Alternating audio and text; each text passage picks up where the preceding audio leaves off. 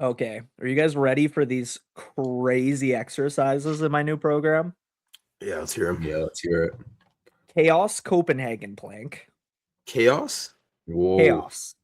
So like my foot will be on a band instead of on a bench. Oh, wow. Okay. That is chaos. Yep. Yeah. Kettlebell hip flexions. So just like putting a kettlebell on my foot and like raising it up. That one's not Mhm. as crazy, Okay. but I mean, not too many powerlifters doing that. This is one of my favorites.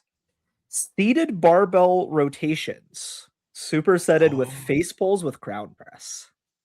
I think I've seen weightlifters do that one, no? Like you Seated just barbell sit and rotations, then probably. Yeah, literally yeah, Interesting. Yeah. yeah. cool. Prone incline high cable row. That one's not too crazy. One leg stance Pavlov press. So a Pavlov press standing on the outside leg. I've done those. You've done those? Nice. Yeah, yeah. Hip internal rotations. Those will be fun. Mm-hmm. Uh, behind the neck pull downs. Oh. Bring How does back that work? some old school bodybuilding. Like the lat pull Okay. down behind the neck. Yeah, yeah, Yeah, yeah. yeah. And then some bare wall planks. Bare wall planks. Yeah.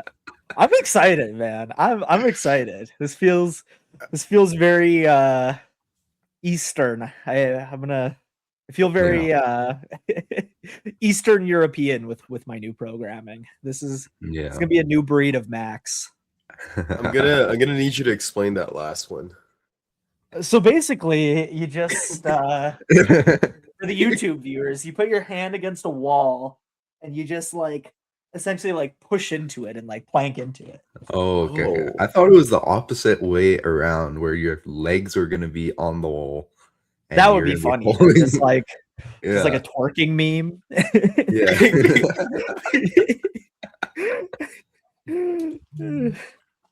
All right. Oh. Well, Well, what's that's our exciting. what's our episode about today, Arshia? So today we're gonna talk about bench press, my favorite lift. Cool. Do more bench, get stronger. End of episode. Yeah. Exactly. You basically, yeah, once it touches your chest, you go up, and yeah, it's about it. Yeah. Yeah. You just can't forget about the commands, guys. That's it. Yeah, do not forget about the commands. Yeah. That's Yeah. true. Um, Okay. So, sorry, yeah. quick brief snippet. My first meet, I missed my third bench press. I got it like off my chest all the way up, forgot the rack command, and that's how I missed my Oof. third bench press in my very first meet. Yeah, that'll happen. One of our guys got he got nerfed pretty hard at provincials with his opener. Shout out Sapir. Missed his opener on commands. Okay, he's just a kid. Yeah, he only benched 183 because of it though. Only. Only 183. Yeah. Yeah, so we're gonna talk about everything. Bench press, technique, programming, all that fun stuff. But first we'll get into it.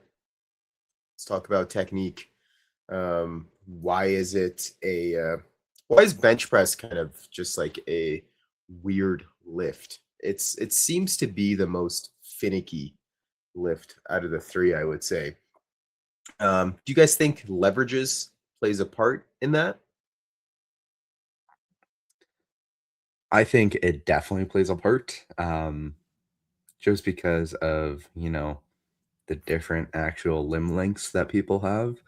It's gonna impact how much range of motion you have, and how someone's body is built will change how much of an arch they can create. And obviously, it's about trying to maximize what we can in terms of your position with your given leverages. But it definitely plays a role. And that also ties into the programming, which we'll get into later, where, now we're starting to think about things like distance traveled, right? And total work difference between, someone with better leverages than worse. Max. Yeah, I was kind of thinking about this question when Arshia proposed it in the group chat going into the podcast.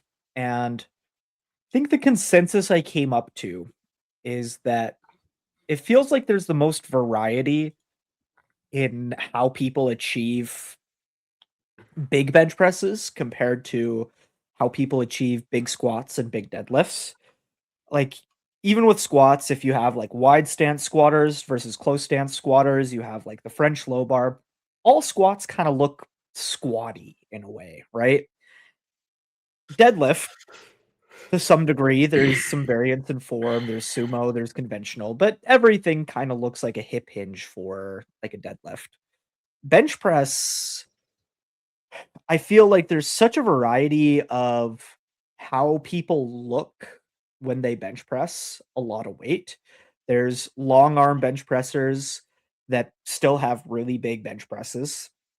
There's, short arm bench pressers that have really big bench presses. I think before the bench depth rules came into place and in federations that aren't the IPF, we see really, really high arch bench presses and we see really, really low arch, almost flat back bench presses that are both like pretty significant weights. After they changed the like bench depth rule and they like put in the like once they changed it and they added bench depth, I think we saw big bench presses with a soft touch. We saw big bench presses with a sink. Now they've kind of changed the sink rule and we're maybe seeing a little less sink, and maybe what we're seeing as far as bench presses is maybe getting a little closer to standardized. However, I do think that you have so many factors that go into how somebody achieves what is like the most optimal bench press position for them. Some people have a lot of spine mobility. Some people, like me, basically just have a metal rod fused for their spine, and like trying to arch as much as possible is just like it still looks like dang near flat. Um some people, like myself, have super long arms and have to move the bench like a country mile, and some people have short arms and they don't have as much range of motion, kind of like standardly just based off of limb length. I think equipment also kind of makes the bench press a little bit of a silly lift because in competition there is standardizations for equipment, but it's not like 100% standardized. Some benches that you can be put on in competition are lower and some are higher. Some have a soft pad, some have a hard pad. Like, there's a lot of variety of what you can see. It How deep the bench goes is even different on different bench presses in competition. So even the equipment kind of makes the bench press a little bit of a crazy lift in that how the height, the stiffness, the position of the pad, the J hooks, all those things can really change how somebody sets up and performs the bench press to a certain degree. And I think that's often why we'll tell people that if you can train on the bench that you're going to be using in competition leading up into the competition, that's a good idea.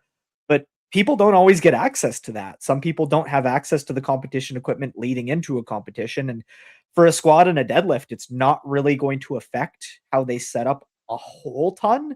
Maybe a little bit on squat. On deadlift, it's kind of just a bar on the floor no matter where you go. There's maybe a little bit of different like knurling. But for the bench press, you could be showing up and you could be making adjustments to your technique, hopefully minimally on the day based off of just like the equipment itself. So I feel like when it comes to the technique of the bench press, so much goes into it. There's just so much variety, and I would say way more variety than what we see with the squat and the deadlift. Yeah, for sure. Both of you guys hit really good points there. Um, I think it definitely is the most finicky lift just because it's so I want to say unnatural. I don't know if you guys would agree with that. It's the most unnatural lift. Like the other two, we hinge, we squat. We're pretty used to doing that, but this other lift is like we gotta make our body do this weird arch thing and like make it fit into these certain set of rules and work with this special type of bench and things like that. And it makes it so much more skill dependent, I guess, which we'll get into that as well. But yeah, I think it definitely is a lot more technique based, and I think naturally it's easier to recover from. But when you get a lifter that's super well leveraged for bench, it's just going to get amplified, right? So if you can recover easily, you're already benching 2 to 3 times a week. You recover easily, you can most likely go to 4 or 5 times. Whereas most people generally can squat and deadlift 2 times a week. I would say it's quite normal for that to happen. But yeah, definitely the most unnatural lift, and I think that's what makes it's very powerlifting specific. I'm not sure. How's my internet doing here? Am I cutting in and out quite a bit? You're a little choppy, yeah. Okay. Yeah, Apologies. we're good enough. Okay. All right. The But, video's yeah. a little choppy. Your audio's actually fine. So audio only listeners probably won't even notice, but Okay. video watchers might be like, man, that dude is choppy. Yeah. Yeah. But another thing with the skill for the bench, I think again it's going to depend on how leveraged you might be actually, right? So when we're thinking about how much bench is dependent on skill, someone with a crazy arch, someone who's super leveraged, and is maximizing their technique to the fullest is going to be way more skill dependent than someone with the limited arch, right? Who's simply just going through the movement and almost not using skill as the maximal factor in trying to be the strongest, right? Not trying to be as leveraged, right? So, easy way to think of it is someone who arches really hard versus someone who doesn't, I think, right? The person who's arching more is going to be limiting the range of motion, and they're going to be right on the cusp of the limit that their body can do, right? And so if they're not able to get into that kind of position, then their bench will suffer, right?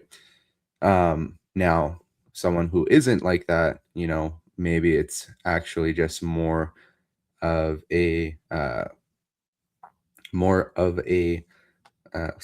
of a skill dependence, and it's just more about how strong they are, maybe muscularly or just from a stimulus point of view, right?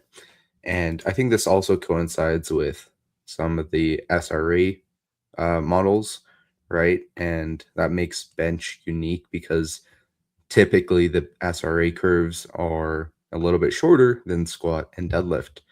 For those who don't know what an SRA curve is, it's basically a stimulus, recovery, adaptation, and then super compensation curve.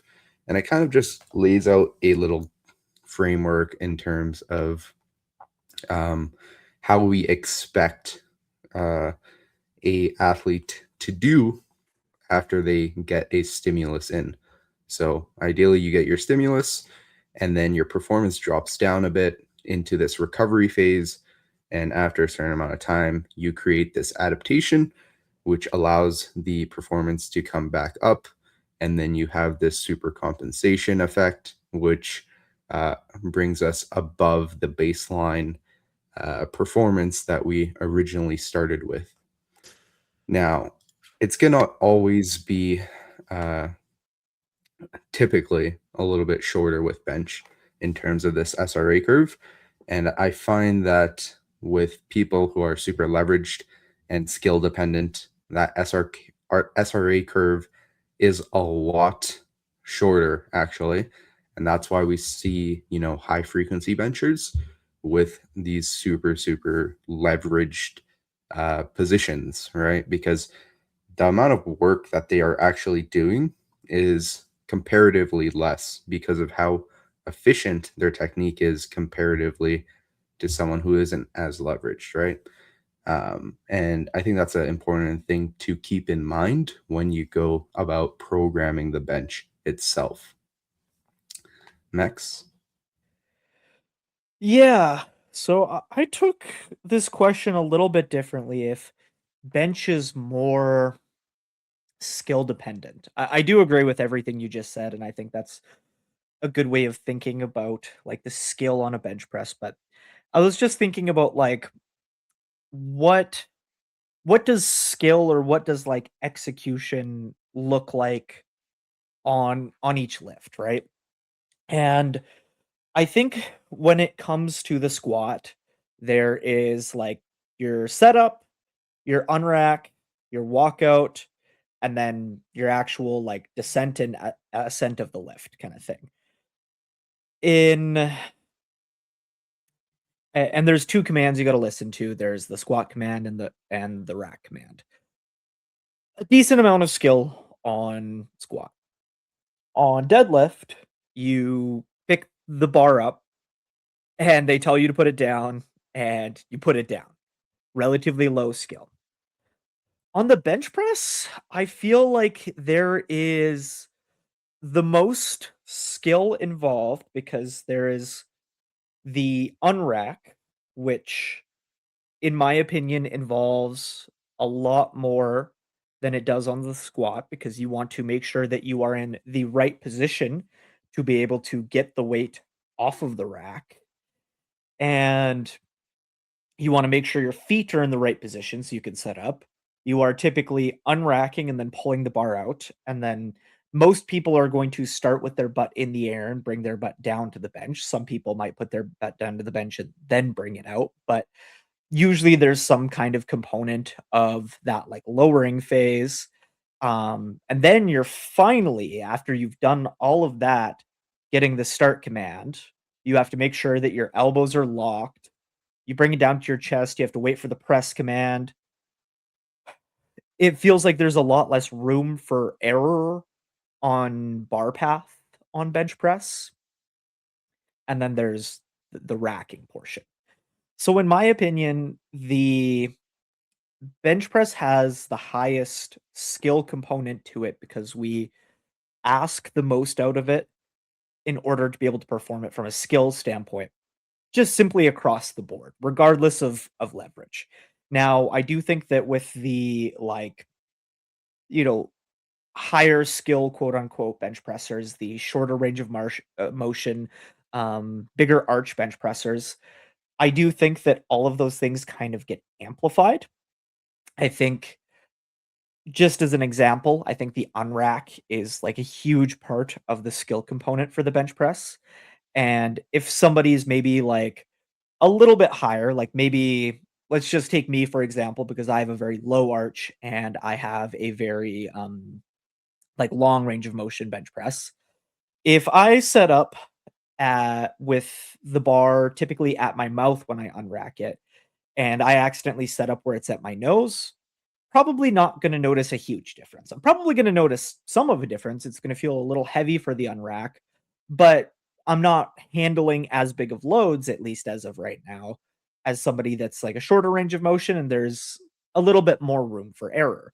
With somebody that has that very like high arch, typically because they are handling bigger loads. Now, you could also make the argument that somebody that has a long range of motion that just benches a lot of weight is going to be more punished by the skill component.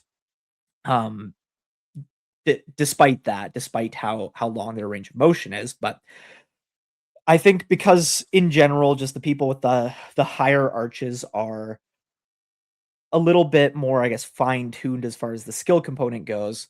that little error in the positioning of where they set up is probably going to punish them a lot more.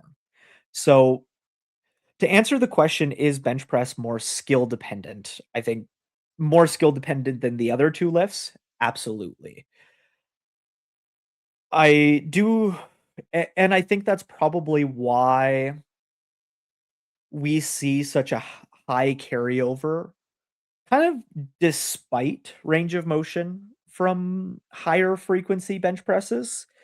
And then I think once we start like looking into the programming side of things, when you get the um shorter range of motion bench pressers, I feel like there's other reasons why they probably do a little bit better with like more volume, higher frequency, et cetera, um, that are a little bit outside of just the skill component. But anyways, that's my thoughts. Yeah, I think you guys all hit some really great points there. Again, that's pretty much what I've noticed as well with coaching different lifters at meets and even my own athletes is that skill component just becomes so much more amplified. And like you said, Max, the margin of error is a lot smaller, and I think it's a lot harder to save a bench that you misgroove versus like a deadlift or a squat that you misgroove. It's much harder.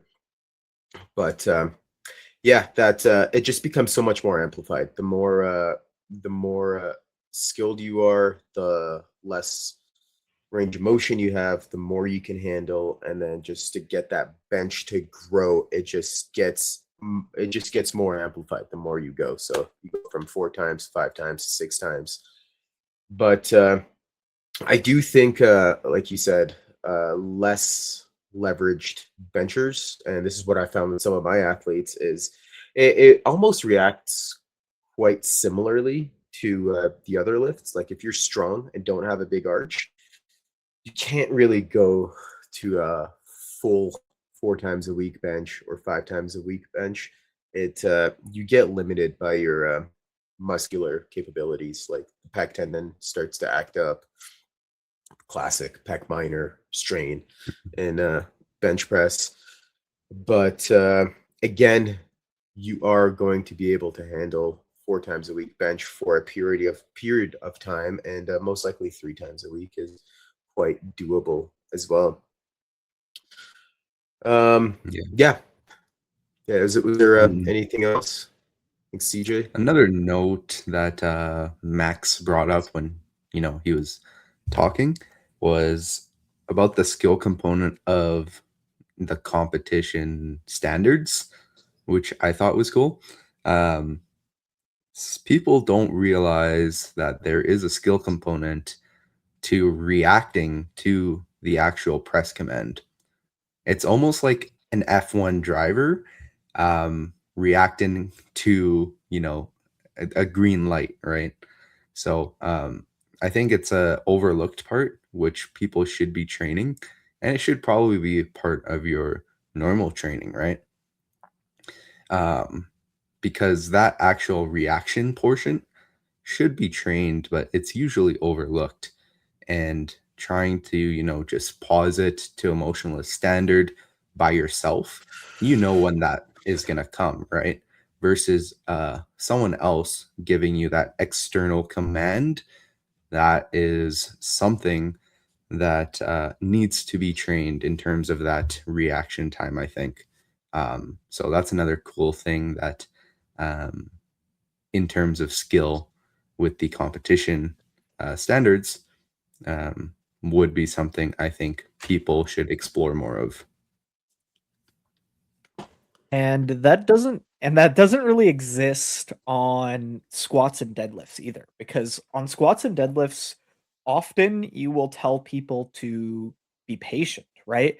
I think a lot of times you'll see newer lifters and you can always pick out who the newer lifters are because they'll get the squat command, they'll instantly just drop into the hole without bracing, without doing anything else. So when you see like a more skilled squatter, often they'll get the squat command and then that's their time to be like, okay, I'm going to make sure my brace is solid and then I'm going to perform the lift. Same thing with deadlift. It's like, you get the down command, you're probably just going to like drop it right away. But even if you do hold it for an extra second, it's like assuming the bar doesn't slip. Even if it does, you've already gone the down command, so it shouldn't matter, right? The bar's supposed to go down anyways. So it doesn't really exist on the other lifts, but in bench press, it's the only one where you're in that bottom position and you're beholden to the judge of them being like, when you get the press command is when you go, and you want to react as fast as possible. Ideally, as you're hearing the of the press, you're starting to press. So Yeah, some people even try to predict the press command, and that can go both ways, right? You can hit it perfectly, or you can miss it. But yeah, the amount of times I've seen a jumped press command, even at bench worlds, it's a lot, and it happens more than people think, and especially for those caliber of lifters that go to world championships, you would think, okay, they got that down, it's easy, but it can happen at any level. I've seen elite benchers do it. Obviously, newer people do this, but it really is a big skill component that should be practiced. Yeah, you're absolutely right, CJ. Yeah, I was absolutely. thinking about going more into programming bench press here. So, what's your guys' thoughts on? I wanted to mostly cover frequency, but we can go over variations and things like that as well. It's quite a big topic, but we'll try to touch on a little bit of everything. But I think. how do you guys go ahead? Sorry, go ahead. Yeah. I was gonna say, how do you guys think about how do you decide about going from 3 to maybe 4 times a week bench? What's the deciding factor there, or even 5 times a week bench? And how do you program that? CJ, you want to go first? I suppose. Yeah. So I think it's always going to be case dependent. As anything in powerlifting, it depends.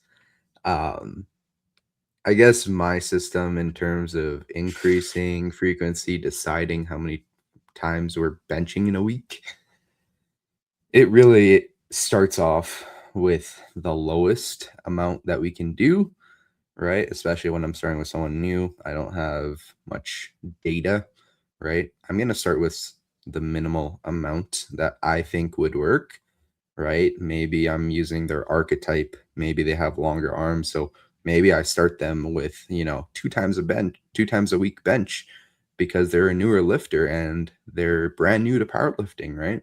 Or maybe I have someone who's pretty seasoned and, has been powerlifting for a long time. Their past data or past training has suggested that they can handle higher frequencies. So maybe I start them off there, right?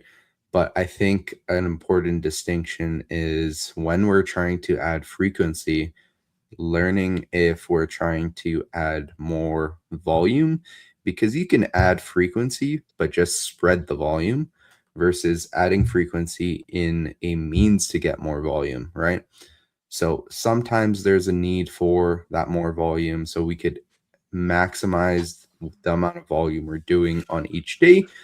And if it's still not enough and we're kind of maxing out each of these days, maybe that's when we start to think about adding an additional bench day, right? And a means to get more volume in. Now, another way we could go about it is, hey, you know, technique and technique and skill is consistently feeling bad, and we're not feeling,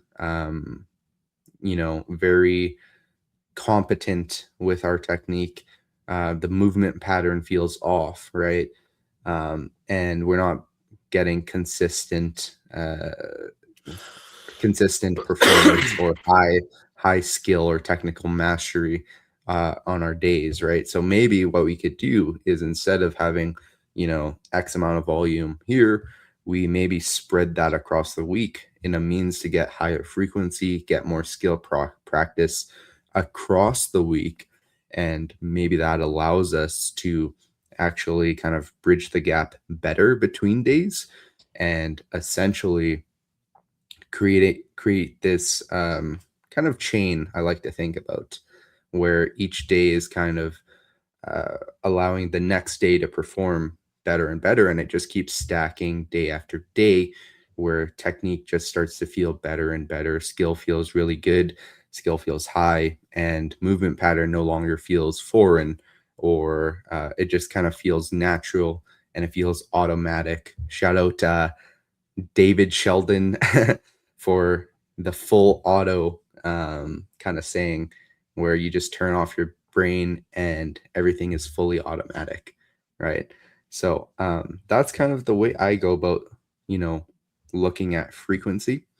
Now, I obviously will start off by looking at the athlete themselves, seeing what their kind of archetype is. Now, obviously, archetypes are just a baseline, right? You can look at someone and your assumptions on what might work for them may not work at all. And, someone with a low arch and long arms who you think would need low volume, low frequency might actually need the opposite. But in terms of a starting point, we should always start with the minimum, in my opinion, uh, and use that archetype as a guideline, and then use the data that the program produces in order to make some informed decisions on where to go next, right? So that's kind of my philosophy regarding that. So I take a slightly more aggressive approach to frequency, but maybe a more, I guess, because it's kind of the popular kind of hot word of the times right now, kind of polarized approach to, I guess, volume and intensity than you'd probably see most people use, I guess. So I don't think I have a single person benching 2 times a week. I think the minimum I start anybody with is 3, and even when I'm starting somebody with 3, it's usually going to be because the person is dealing with some kind of pain or something that is essentially creating this, I guess we would call it, like, something holding them back from where I'm like, "Ah, like, I just don't feel good about 4." But I will often start people with 4, and I'm not afraid to even, like, bring people to 5 pretty quick. I don't think I have anybody doing 6 times a week benching, um, and that's just simply because I don't think I have anybody that trains 6 days a week. So, if somebody was willing to train 6 days a week, I would probably have a 6 times a week bencher. This kinda goes a little bit contrary to, like, popular belief and popular kind of, like, methodologies of programming, and I feel like frequency is such a lever I pull because I tend to program very, very low intensity on back down sets for people, and typically, I am working with a it's almost like a alternating kind of, like, bench setup as, like, my standard go-to setup that I like to go to of, like, primary day, primer day, primary day, primer day, primary day, primer day. And those quote unquote primer days tend to be just like very, very light skill practice days. The person is probably going to have anywhere from like 1 to 3 kind of light to moderate singles, followed with just some like very, very easy technique practice volume work. And then the primary days are typically going to be a little bit more of a moderate to a hard single or singles, maybe a moderate to a moderately hard kind of like top set or like first back down set of some like higher rep work. And then it's typically also going to include some kind of variation work that kind of leans more towards like higher stimulus, like a close grip bench press, a Larson bench press, an incline bench press, something that's less specific but more range of motion focused. So with taking that approach, I will have the occasional person where I'll have like two primary days and then just one primer day instead of two primer days, just because I don't feel like they're gonna respond very well, or there's a high likelihood that they're going to experience pain with the 4 times a week. But often that's my starting point for most people, and that is I guess to kinda what CJ was saying is, like, even though I'm increasing the frequency, I would imagine that I'm probably not increasing the total volume or the total rep count a whole lot. Often it's just trying to spread the work out more so that there's more opportunities for skill practice, and the bench press always kind of feels a little bit fresher, I find, with a setup like that, because the person is not going through what I would call long periods of time of kind of like that like movement forgetfulness of like maybe they bench on Tuesday and the next time they bench is on Saturday. Are they actually forgetting how to bench press? Probably not. But as CJ said, does it feel as automatic as if there was a day on Thursday where they were doing some kind of skill practice, even if it was super light, spreading out some of that work where they're just feeling that it hasn't been as long since they went through that setup. So that's the approach I take, which is a little bit different, but oh, I'm like frozen there. Can you guys still Yeah. see me? Yeah. So, anyways, a little bit different than I think a lot of people take, but that's my approach to setting up bench frequency. I am probably the most aggressive with bench frequency of any of the other lifts. I tend to be a little bit more moderate with squats and with deadlifts, even though I do think that I probably lean more towards frequency as a lever sooner than a lot of other people do. Mhm. But in general, I think with bench press, I lean into that even more heavy, where like frequency is probably the first and the most common lever I'm pulling.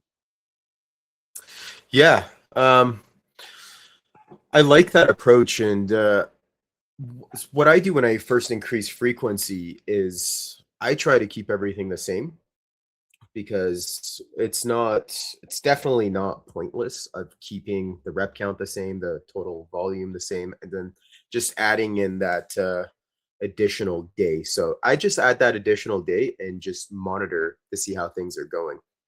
Let's keep everything the same. Let's keep the overall workload the same. Add in a 4th, 5th day. See how the body reacts. See if we're feeling better on those days, and then from there we can slowly add volume and see if we start to progress.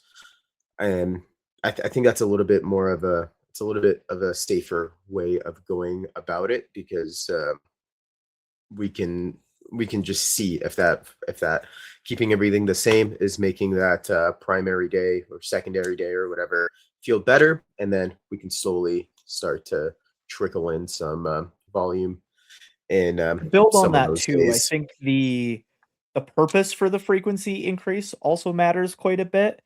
If the person is kind of recovering pretty well from like what they're like maybe struggling a little bit to recover from what they're doing, but feeling out of skill practice, Yeah. and I'm adding like an extra day, I might just spread it out and keep it the same.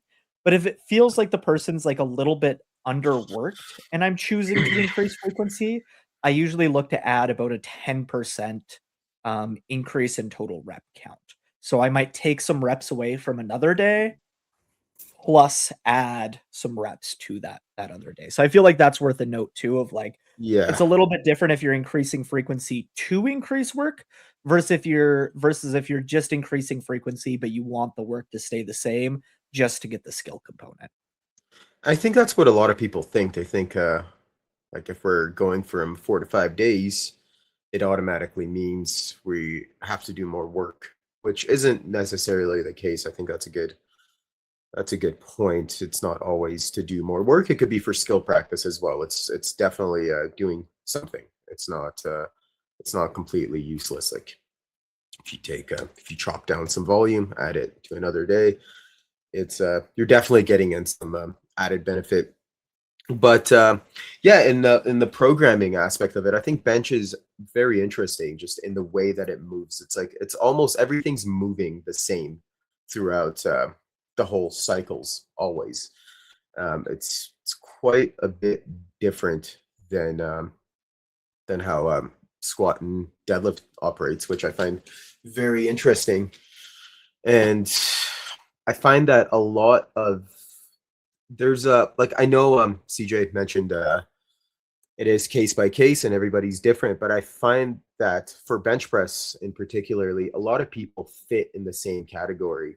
Like a person that's going to be 5 times a week bencher or 6 times a week bencher is usually their program is going to look quite similar, right? Because there's only so much that you can do, but yeah, we always try to set them up for success on those main days. But another interesting point with bench press is you end up having a lot more, like if you want, we can call them primary days or secondary days or whatever, but they almost all just feel like primary sessions, right? Like we do like our session before what's supposed to be our heaviest session, and that might be the session you put the most overall work in. But yeah, I find that interesting. Yeah, I agree. That's something I've also noticed within my own training is, you know, when I was, a little bit newer, there would be a big gap between the amount of workload that I was doing. So, some days would be higher intensity and then other days were much lower, right?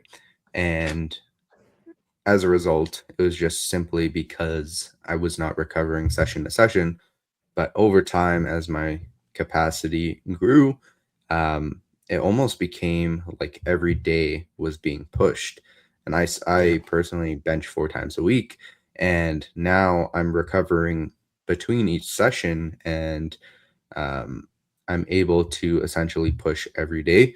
Um, and I find that to be quite a pattern with a lot of lifters Yeah. as they actually progress through their lifting career and as they build the work capacity for bench and really grow, right? Um, it's a interesting thing, right?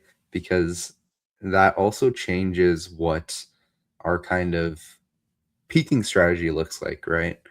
Um, Sometimes I've noticed where, and it goes back to this kind of argument of golden micro versus periodization, right? I've noticed how, as our work capacity starts to increase and we start to be having the capability to push each day, and we go to a competition setting and we try to almost go back to this golden microcycle approach where we're trying to maximize performance. Maybe we pull back a day a little bit, right? That actually doesn't seem to work anymore. And I think it's because we've adapted to pushing higher workloads overall. And as a result, now your golden microcycle for bench has changed, right? As a result of you building capacity and you building capacity over time here, right?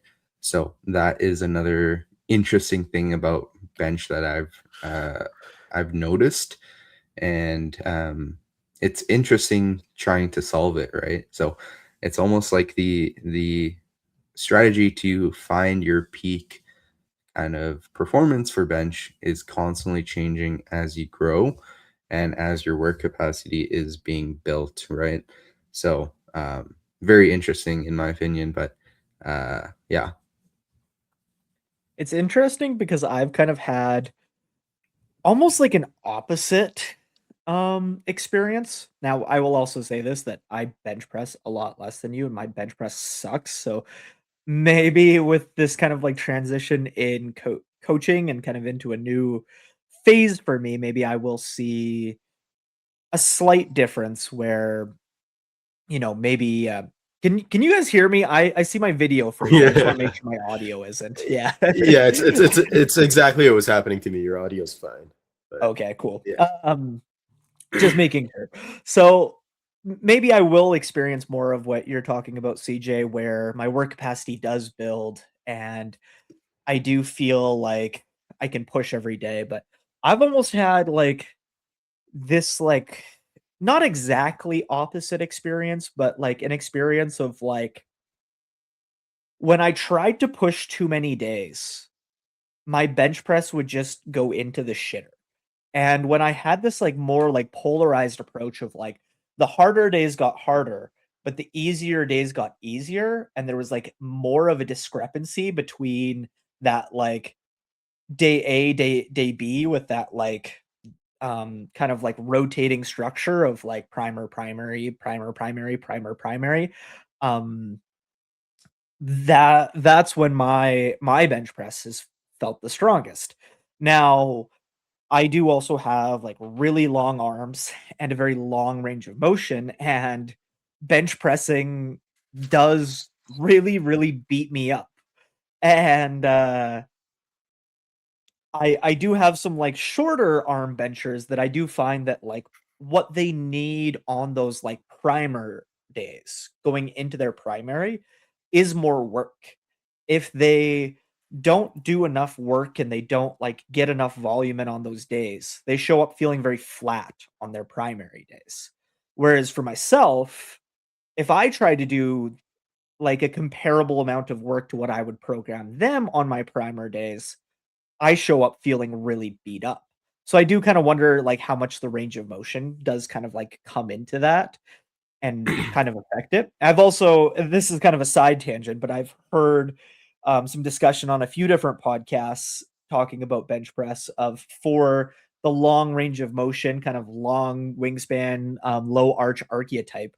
I've heard of a lot of people programming board bench onto those primer days so that the person can be handling more load and getting in like more volume without getting as fatigued of like, having to like get into that like really, really tough bottom position because you're just like so stretched out down there. Um so yeah, just an interesting kind of like thought there of like how different that can kind of be in some cases. Yeah, that's it's pretty interesting with the board stuff with the more like I guess flat back longer arm benchers. Yeah. I can see that working, but I would wonder if that's going to be to add even more volume or because you're gonna have to get it off of the chest anyways. Yeah. So I'm not. Yeah, I don't like. Do you guys program board stuff much I for? actually do. I actually have a Yeah, case study about this because after like hearing about this on a podcast like some months ago, I have one yeah. athlete, Brett, who has a very, very long range of motion bench press. He, like myself, he has like very, very long arms. So he benches on Saturday, Monday, Wednesday, and Thursday.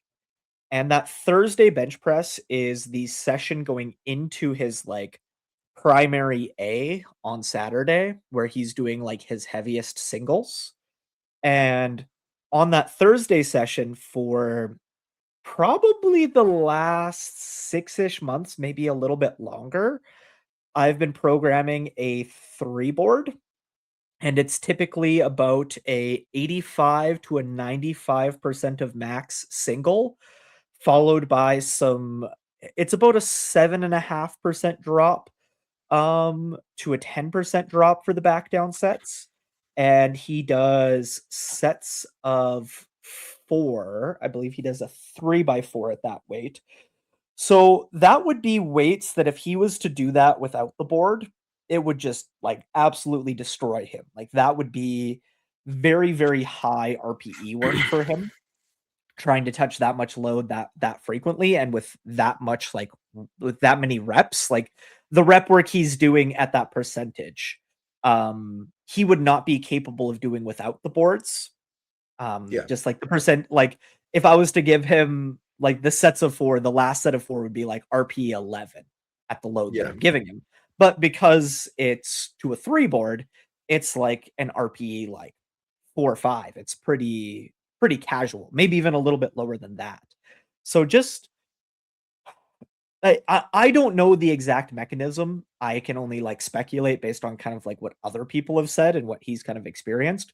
But for him, his just like competition bench press where he has to touch the heaviest loads feels a lot stronger when he is continually getting to touch those really high loads at a very low RPE on the session proceeding into the primary session.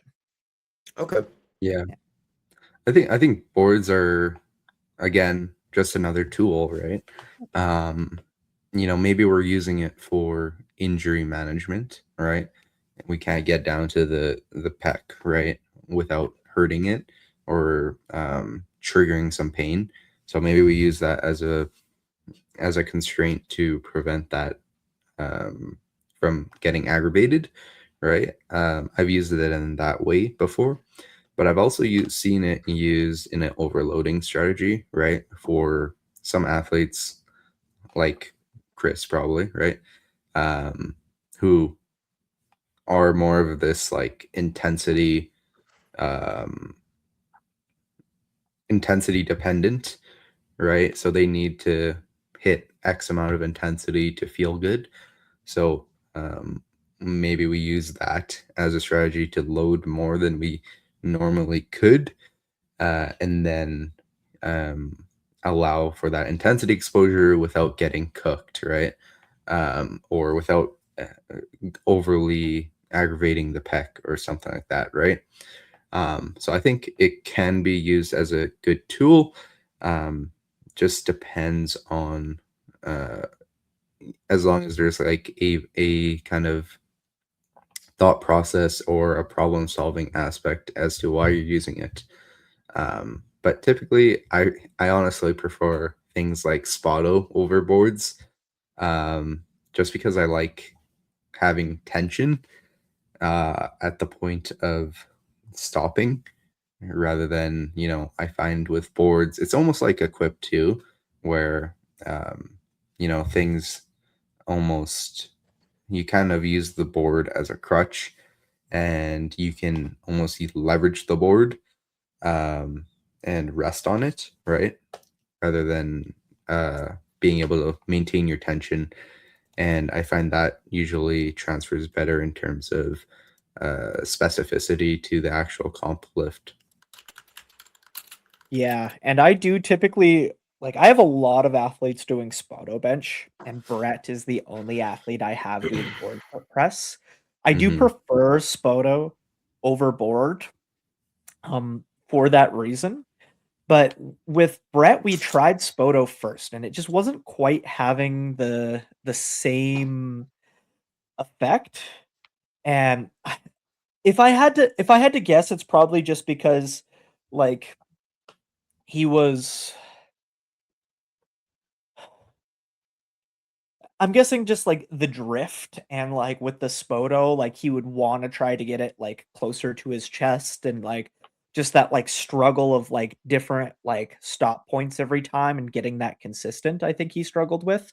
And with the board press, I think it was just one of those things where it's just like when the board touches your chest, that's when it's done, right? And it just got that range of motion very consistent for him. And I do coach. He has a very, very slow eccentric and a very soft touch.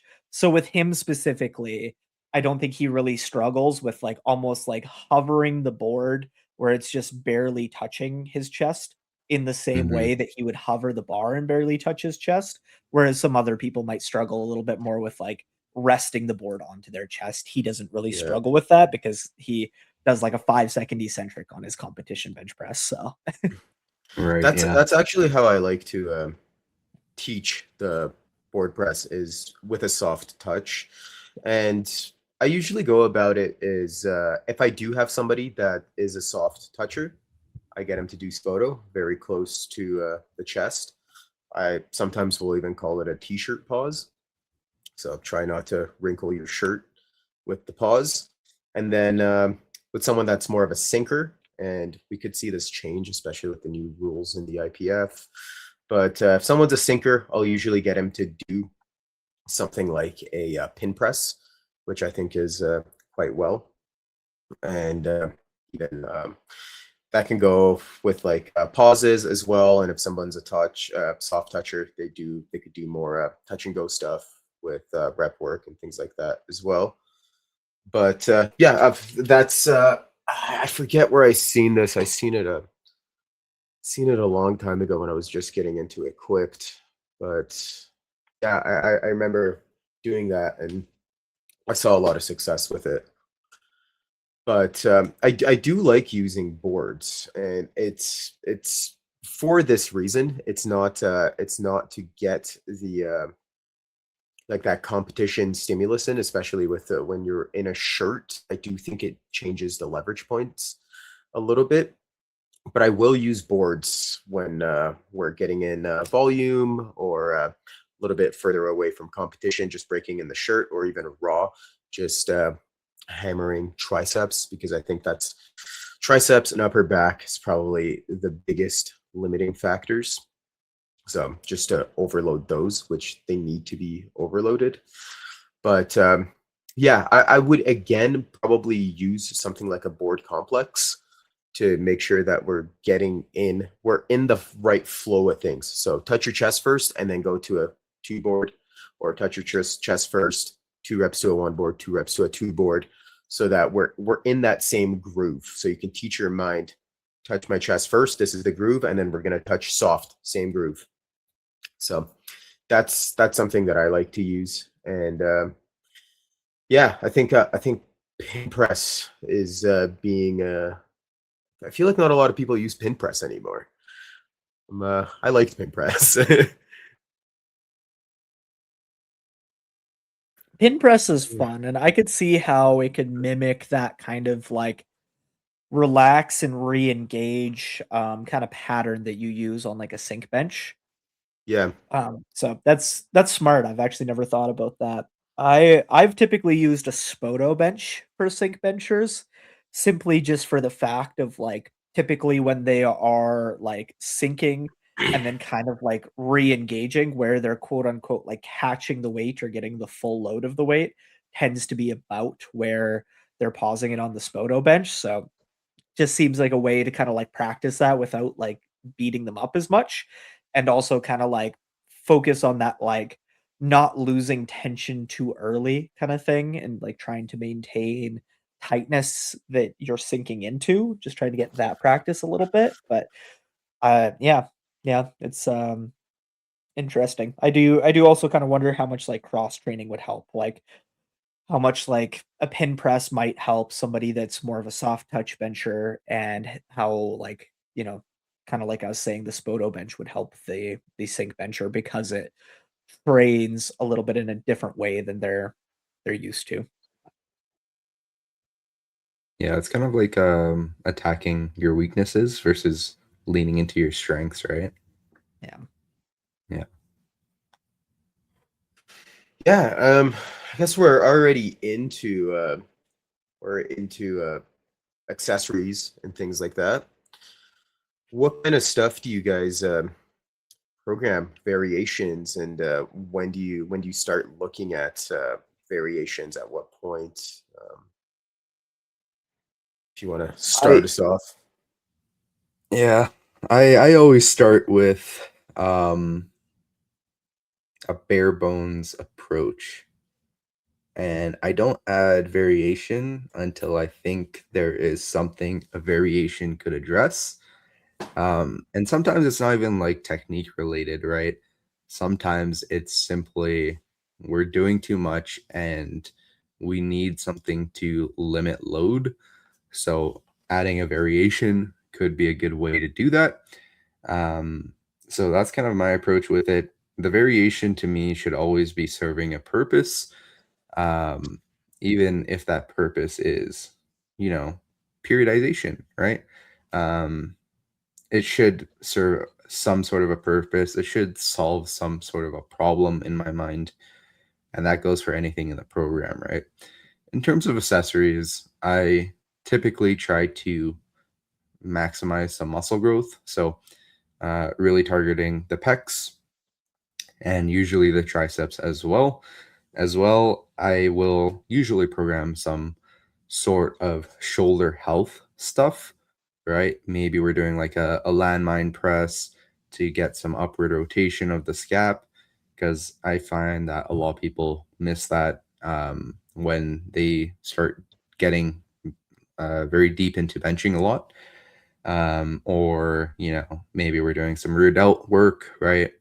And try to build up that shoulder flexion, right? And things like dips are a really good way to address a lot of those things where we're getting that shoulder flexion and we're also still working the pecs and the triceps really well.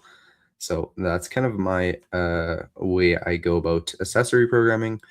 Um, some new equipment actually just showed up at our gym. So I've been using those recently and got these like new chest press machines, and they're awesome and they feel so good, man. And yeah, they've been really, really feeling great on the pecs. And I'm very excited to try to build as much muscle as I can with them.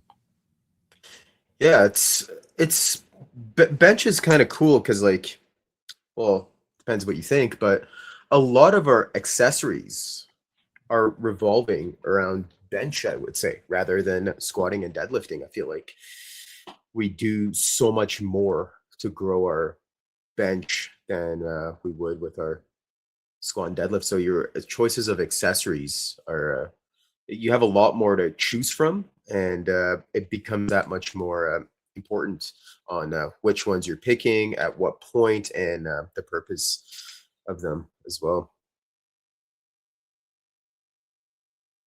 So I'm so glad you brought this up because I was gonna be really sad if we skipped it because I feel like accessories is such a big part of Yeah.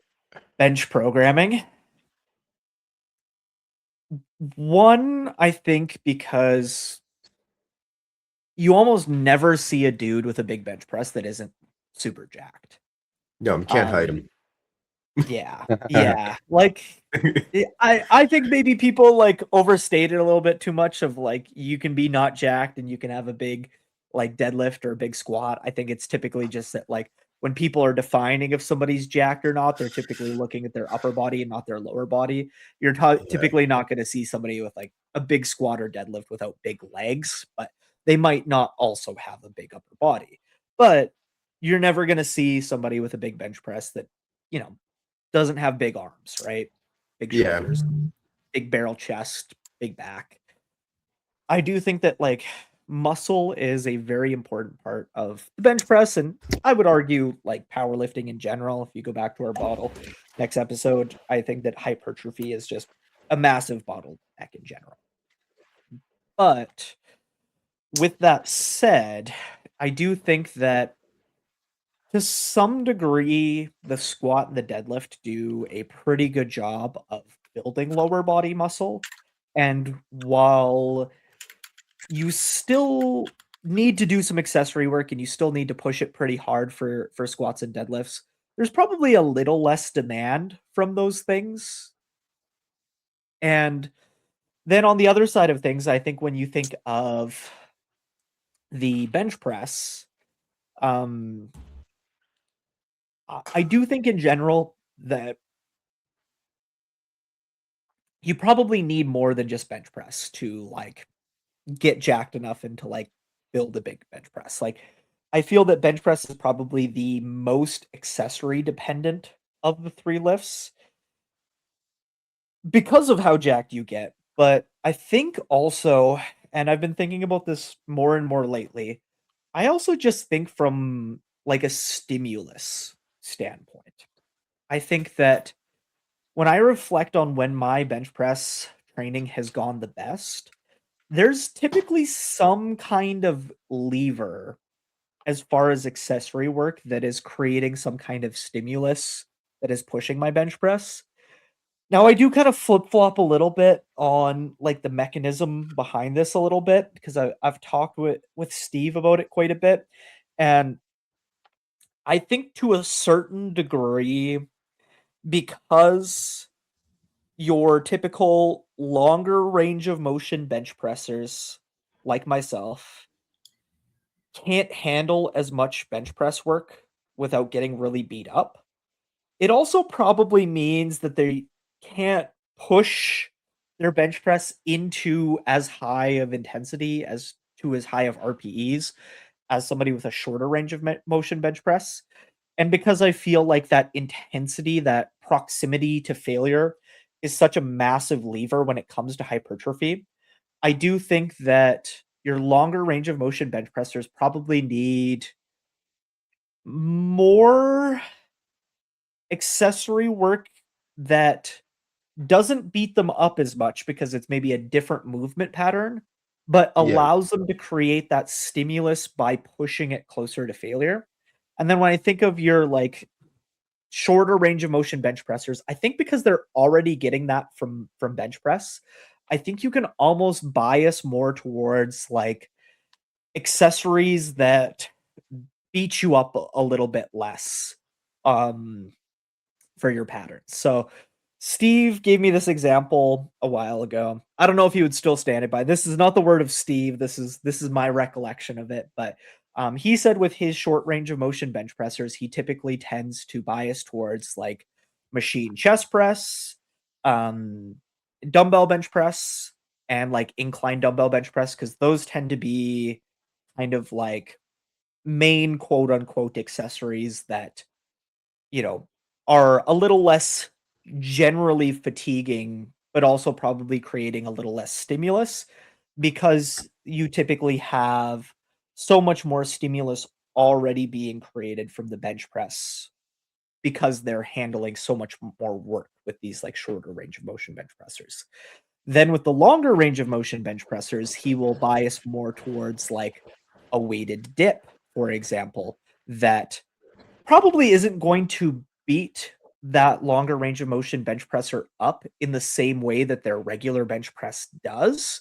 So because of that like variance in kind of like patterns, they're able to push it alongside their bench press quite well.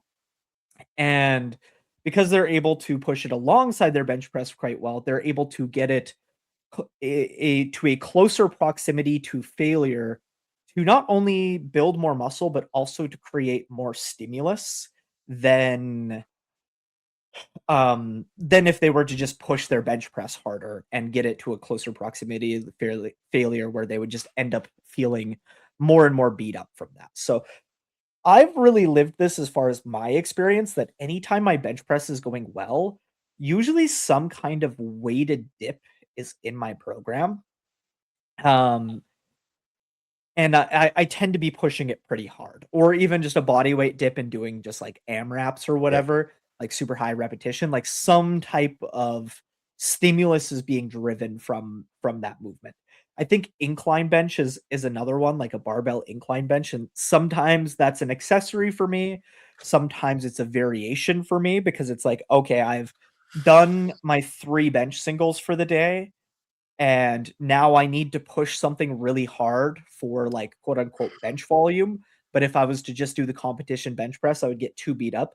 But the incline bench press is different enough that I can push it harder and get that stimulus without like absolutely wrecking myself. So That tends to be something I think about a lot as far as accessories. I also think about, a lot of what kinda CJ was talking about with, like, shoulder health and whatnot of, like, I really like a cross-body upper pec press. I find that to be, like, a really helpful movement for just, like, helping people, develop a little bit of resiliency in their shoulders. Some type of lateral raise I find to be super helpful for helping people build some resiliency in their shoulders. Lots of like internal, external rotation type stuff I find to be super helpful for that. Y raises are a really good one. Um, and then my last point on accessories, and this is going to be a little bit more woo woo and a little less kind of proven, of I find that my bench press moves the best, and in general, I've been kind of finding this across like athletes that I apply it to, kind of regardless of range of motion, of some kind of deep tricep accessory tends to just act as this like almost like I'll call it like golden stimulus for the bench press. Um, And what I mean by a deep tricep accessory, and when Gavin explained this to me, because I this kind of came from Gavin, and it's kind of spiraled into this whole like little monster in my head. Um, he explained it as there's like pushing tricep accessories, and there's pulling tricep accessories. So he would describe it as like pulling something through space or like pushing through something through space. So he described like a tricep push down as like a tricep pull, or a cable overhead as like a pull. But he would describe something like a skull crusher as like a push. So when I think of these like push accessories, and one of the ones that Gavin gave me where this really started to click is we used a close grip bench press as an accessory. So instead of doing it like a variation where you go like shoulder width apart or just outside of shoulder width apart, you bring it down to your chest, you pause, you treat it like a bench press. We were going like almost like diamond grip, like hands not touching, but like really, really close together, and we were going like just a couple inches off the chest and then not fully locking out and keeping tension on the triceps. And as I was doing that movement, I realized that the burn I was getting, the like feeling I was getting was almost like really deep in the tricep. It wasn't like more, I guess, like exterior, like you would feel on like a tricep push down. Yeah. And then I started reflecting. I'm like, you know what? I think my bench press has gone better every time I've had an accessory that has this like deep tricep feeling in it. So I've started kind of defining what some of these accessories are. So like a skull crusher is one, that close grip bench press variation is one, a JM press is one, barbell or Smith machine or dumbbell. Um, the old one that Louis really liked with Westside, the rolling Yeah. dumbbell tricep extension. That's another one I feel really deep in I'm my so tricep. happy you mentioned that. Yeah. So to me, these like deep tricep accessories have become like a staple of my programming now, where at all times everybody has to have one of those. And there's multiple accessories that kind of like fit that bill. But I always try to keep 1 to 2 of those accessories in there because I do find that they are such an important part of the stimulus for getting the bench press to grow. So, anyways, that's my woo explanation on deep Yeah. tricep accessories and why they're a big part of my programming. And a Yeah. lot of my athletes are doing rolling dumbbell tricep extensions now. I So love that one. going back to the side days. Yeah, I've actually like completely swapped out any like extension based tricep work, and Yeah. all I do now is JM press. And it's such a good like stimulus, and I know exactly what you mean when you say deep tricep like fatigue or whatever, soreness, whatever you want to call it. Um it it's like it really like transfers well to the bench too. Yeah. And yeah, I love that tricep work. I think the whole pushing rather than pulling kind of idea with the tricep work is something that is not thought about very often, but it's really important, and I think it's really cool to see that brought up. It's Another funny funny because thing, a couple days after Gavin explained it to me. I saw in Shane Martin's stories, he's like, the key to growing your bench press is doing a JM press. And it was Yeah. so funny because that's kind of what got to click to me. I'm like, well, Shane bench presses this massive amount of weight.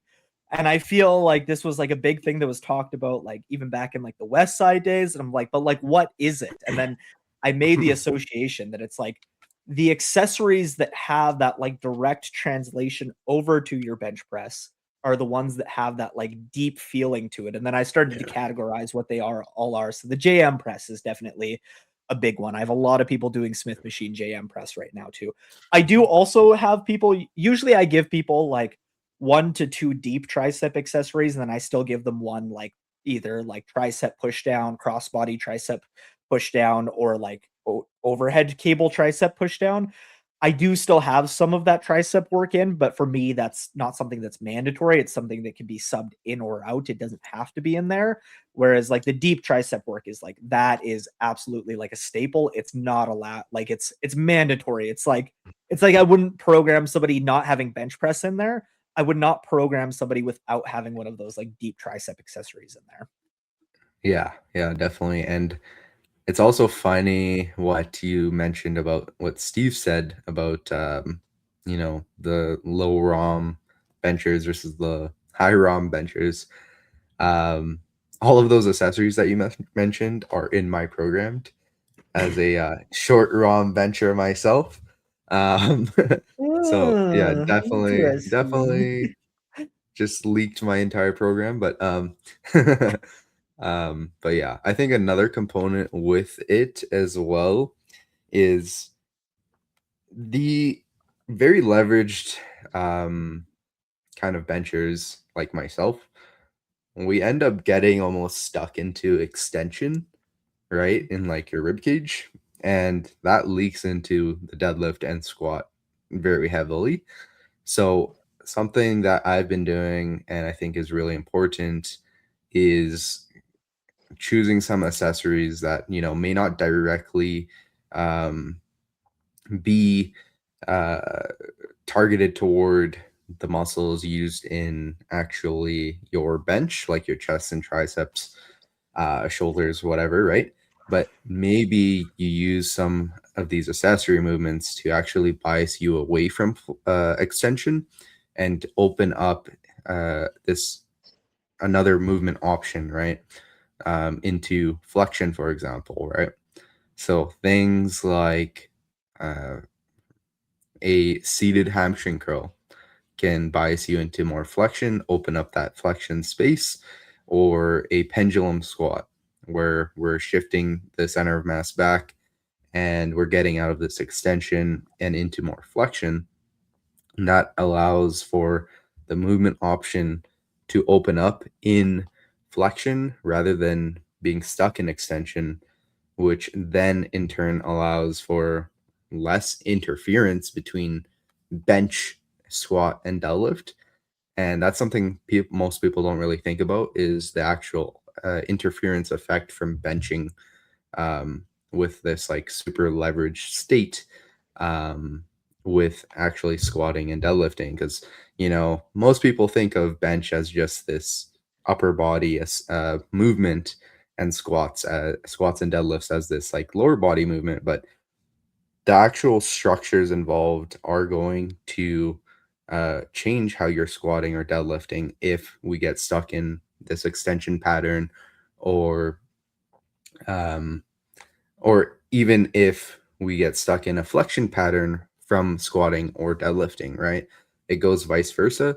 So the actual accessory work should also, I think, be opening up movement options and allowing your body to have this variability in the way it moves in order to perform at its best for all three lifts, right? So I think that's another thing to note there. You heard it here first. Leg curls and pendulum squat will get you a bigger bench press with that.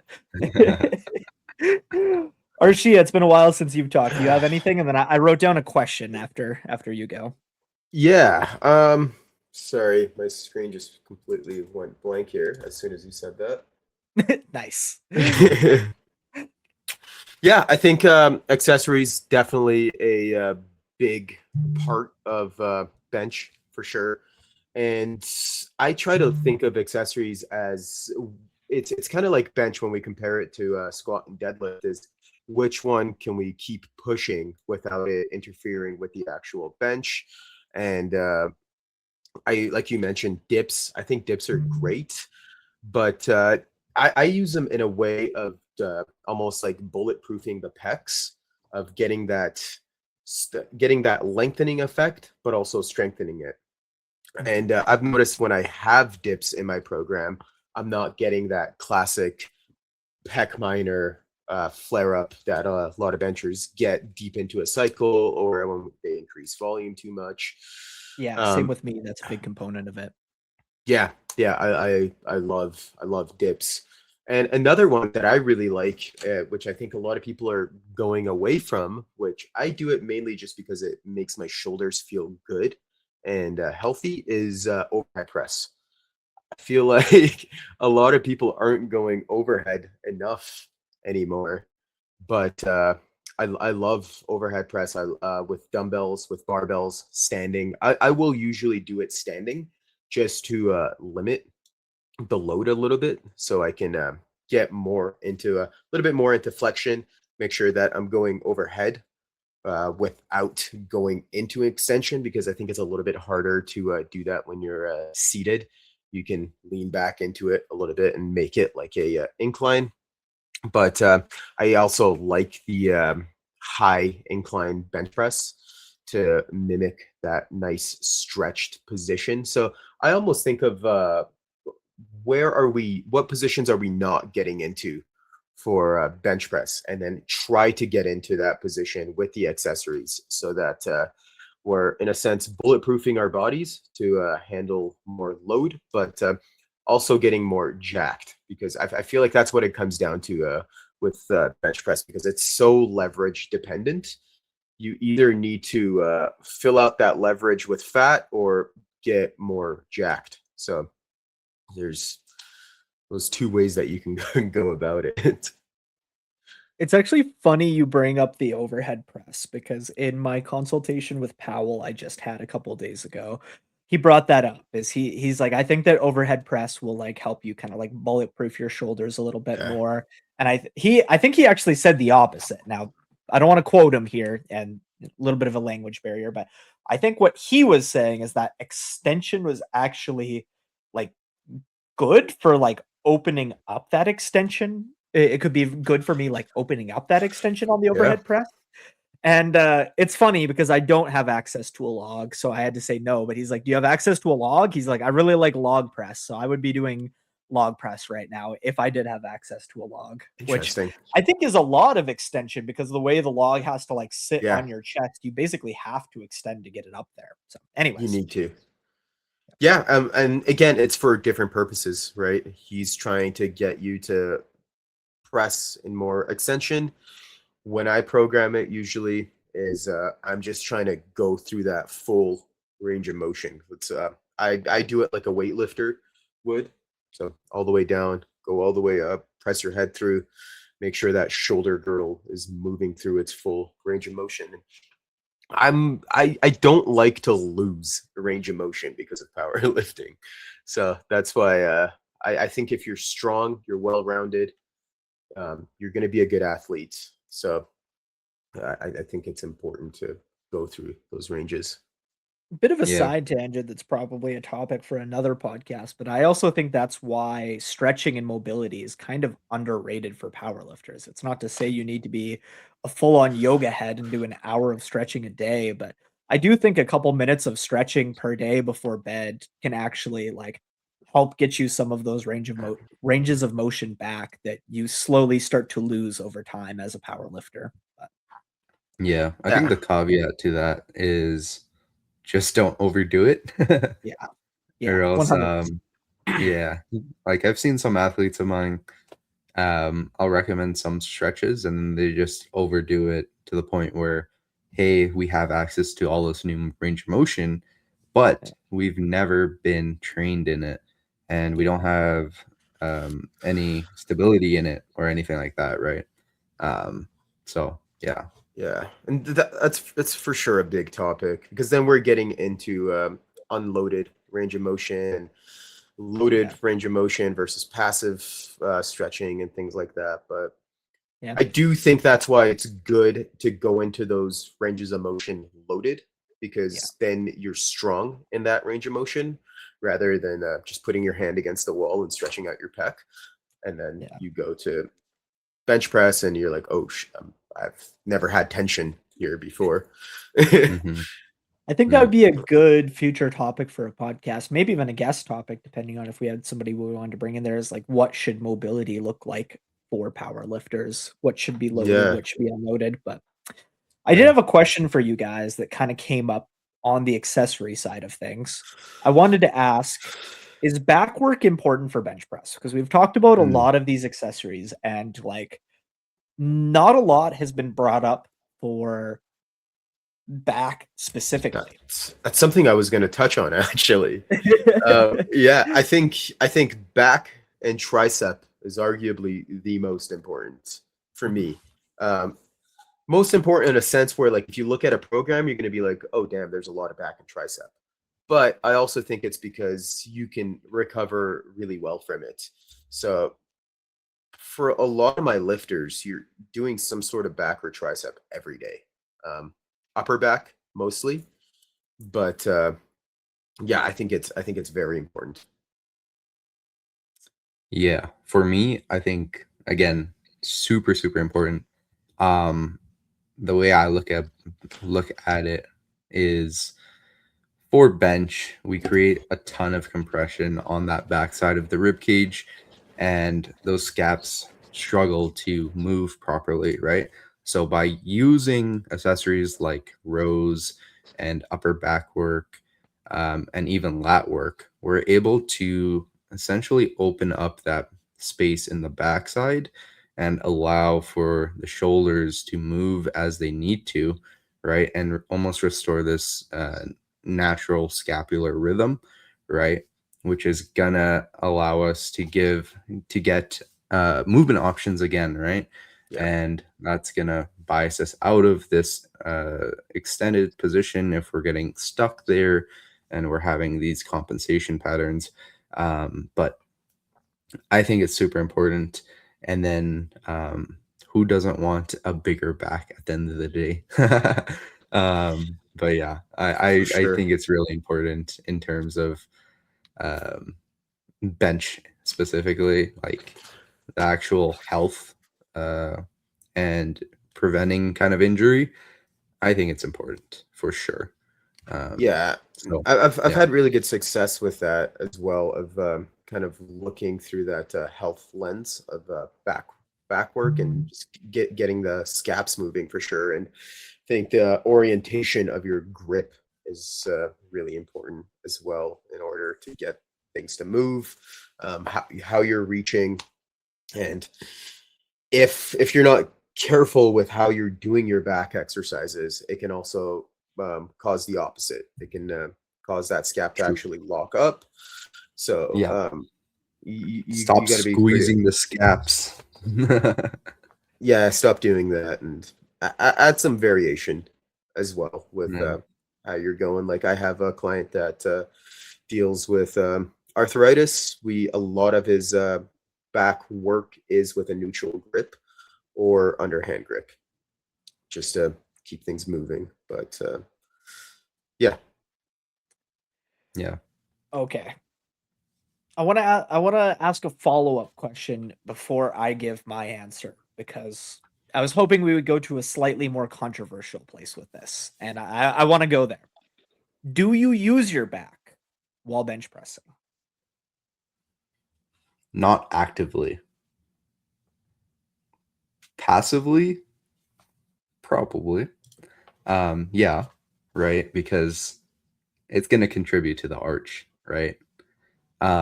So we're not actively using it, but there's going to be some passive tension in the back, of course.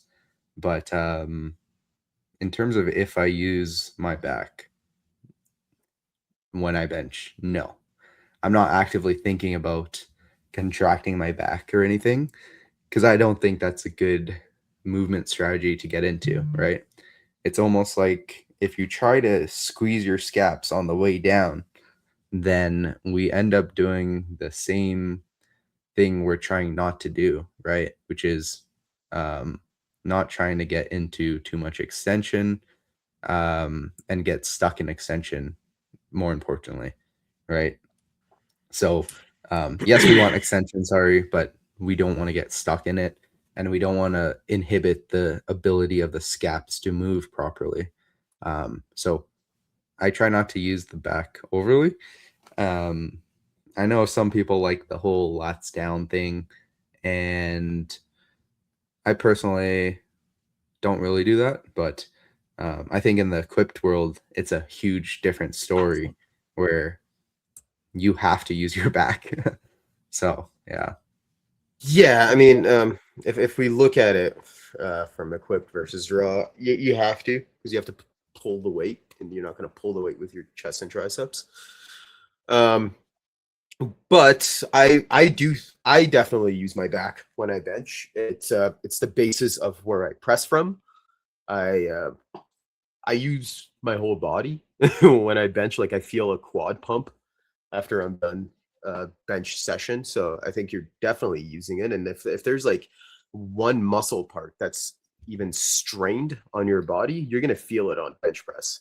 So I think it's a definitely a full body movement. And we got the classic example of Scott Mendelson. He tore his quad benching. So it can you definitely, I think you definitely use your back while benching, but there's also different techniques to go about it. Like some people are very upper back benchers, right? So they just pinch their upper back and they come straight down.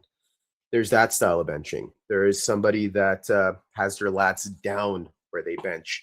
There's some people that they just lay down and flatten bench. Like at provincials, I coached 3 people, all benched over 400 pounds. Every single one of them had a different style of technique that we worked, and their technique is unique to them. It's what works for them. I don't try to fit them into a box of you got to bench like this or like that. It's like, if it's working, let's keep going. We'll tweak things once we cross that bridge. But I personally use my back. Like, if you look at my bench press, you can see my lat almost like pop when I come off of my chest. So I think about the classic triceps on lat. That's how I get my stack. That's how I build leverage. And yeah, some people do, some people don't. Okay. So I think when I first got into powerlifting, a lot of what influenced programming, or at least the programming that I was running early on, was kind of a trickle down from equipped, where I think in equipped you have to have a very, very strong back, because as we talked about in the equipped episode where me and CJ asked stupid questions to our Shia, one of the harder parts of doing an equipped bench press is actually touching your chest. And you have to be able to pull the fibers of the shirt apart. And that involves some back strength. So I think back in the day, is like, well, we got to build that back strength. We're going to do just a shit ton of rows. Rows are very, very important for building the bench press.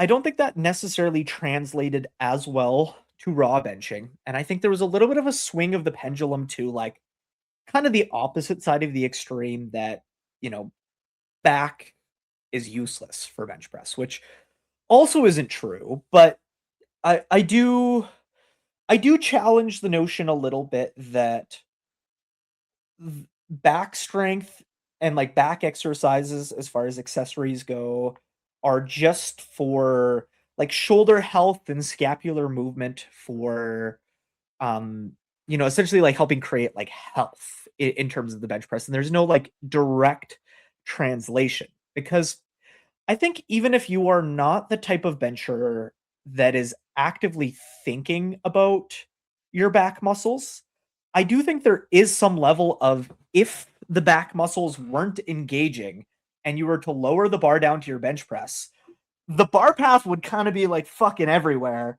if the rhomboids and the lats weren't helping stabilize to create a like straighter bar path. Now, I do think like the higher your arch gets, probably the less that comes into play. I do think somebody that maybe like as Arshia stated, kind of like like brings the triceps down onto the lats a little bit more. Maybe it's a little bit more important. There's probably some variation, but I do think that there is some direct translation to doing a horizontal row and increasing how strong your back is to how much weight you can stabilize on the eccentric portion of the bench press, which I think is really important because if your eccentric is all over the place and you can't stabilize the weight, your concentric is just going to be shit. Your pause is going to be shit. A lot of your positioning is very dependent on the eccentric portion of the bench press. And in my opinion, I think that maybe not it's maybe not the be all end all, but I do actually think that it is important to build back strength in order to help just solidify that like really strong, really composed, really stable eccentric portion of the bench press on top of all the health benefits of the back. So I think in powerlifting, we've kind of gone from this like pendulum swing of back being overrated to back being underrated. And I think there's kind of a middle ground that's maybe even just a little bit beyond like, well, back is good for health reasons. And then one final kind of small point on this, that's a little bit of a side note. I've been thinking a lot about forearms and bench press lately. Thank you to the Powerlifting Now podcast for bringing this up. Um, I do think there's a little bit of an element of the forearm compression against the biceps when you're bench pressing and creating kind of like a spring effect in the bottom, similar to like your stomach compressing against your quads on the squat. How like if you're a big fat guy and you have a big belly and it like pushes against your quads, it can create like some like stability in the bottom position. Whereas like if you're really 100%. skinny and you don't have that, it's not as much. So I do think that there's some level of increasing the size of your forearms and the size of your biceps can be really, really helpful for increasing that spring effect in the bottom of a bench press as well. And I do think that like, especially like overhand back work, can be really useful for developing the size of your forearms and the size of your biceps. I also think some like reverse curls and stuff like that can help too. Although, like, I always kind of look at it as like I have like a couple blocks in my programming for back movements. Usually 1 to 2 is like a horizontal row. And then usually one is some kind of like vertical pull. And then I usually have maybe 1 to 2 kind of blocks set out for bicep movements in programming. And I think with those bicep movements, it's like if I'm doing a lot of like overhand pulling in my like rowing movements, I may do a lot of like underhand curling. And if I'm doing a lot of like underhand or neutral grip pulling in my back movements, like lots of single arm cable rows or neutral grip cable rows, underhand, either like chin ups or like lat pull downs, if those are more of the primary movers and I'm not really getting that overhand grip in my forearm training for my athletes, I usually tend to do like some kind of like easy bar reverse curl, some kind of like dumbbell hammer curl, or some type of like cable reverse curl for one of their bicep movements so that they are still getting that like forearm work. So, anyways, that's my little Yeah. tangent on the controversialness of bench press. But I think forearms yeah, definitely super important yeah, just for health reasons as well. And again, it just comes down to leverages, right? yeah, But yeah. Yeah. I think the back thing goes, and you can kind of compare this to a leg drive as well. Like, are we actually pressing the bar up with our legs? No. But is leg drive important? Yes. And yeah, I think you can compare that with back as well. But it comes down to how you bench and the techniques you use. But a thing that you mentioned, and I just want to touch on as well is like the equipped way of thinking and things like that. I don't necessarily think that like a lot of these cues or accessories that we're using are just going to be used for equipped, because you never see like for example, you won't see a 300 kilo bencher in equipment that has a shitty raw bench. It always goes like they're strong, period. You have to be strong. So I think there's also that sense of going about it as way. Like you shouldn't just write it off because equip guy is doing it. It can definitely translate into a lot of people got strong raw with those methods as well. It just depends. Yeah, I guess I just fall somewhere in the middle where I'm like, okay, yeah, I could see how like back work was more important for equipped than it is for raw, but I just think there's also like an Yeah. opposite side of the spectrum we've kind of fallen to where it's like you don't use your back at all in bench press. It's like if you didn't use your back, the bar would be all over the fucking place. Like to some degree, you Yeah. have to use it even if you're not thinking about it. Like I think it's the basis you press off of. Like if you what you're pressing off of is weak, then yeah. Yeah. Or small. Cool. Yeah. Did we do it? Did we do bench press? I think that's bench. Yep. I mean, there's always the super secret technical stuff, but gotta gatekeep Yeah. that information. You guys want to start That's- talking about toe pressure for bench press? Dude, should we talk about finger spacers? No. Put those things down. That's being gate kept. No. Oh man. I think we've hit on basically all of it. Do you guys have anything Yeah. else? No, I think that's it. It was a very good episode. I know we started this one earlier than usual. Might have taken us a couple minutes to wake up, but I think we covered most of it. If you have any other questions, always leave it in the comments, DM us, and where can the people find you, CJ? You can find me on Instagram at CJ_THAKURI. Max. Sorry, I couldn't resist. You guys can find me at Max Hall Fitness on Instagram, or I guess like wherever you want to find me. Please give us high ratings, whatever you're listening on. If you're on YouTube, leave a like, leave a comment, subscribe if you're liking this. If you're on Spotify or Apple Podcasts, subscribe to the channel, listen to some of our earlier episodes. The Gavin and Marcellus episode we just put out a couple weeks ago was an absolute banger. If you've not listened to that one, last episode we had a lot of fun asking Arshia some equipped questions, and we have a fun episode with Evan and Alex coming up next week. So stay tuned. Well, 2 weeks from now, because we release an episode every 2 weeks. So stay tuned for that one. Give us high ratings, or at least a rating, I guess. Help us grow. Everything helps us grow the podcast. Yeah, other than that, guys, peace out. And Arshia, where do people find you? Right. You can find me on Instagram, RSHADY__. Shoot me a DM. I love chatting, powerlifting, bench. Yeah, send all your questions there. And we will catch you guys on the next episode. Peace. Yeah. Oh, and follow the podcast on Instagram too. Slackpole Podcast. Yeah, so you know don't when new forget that. episodes are coming out. Yeah.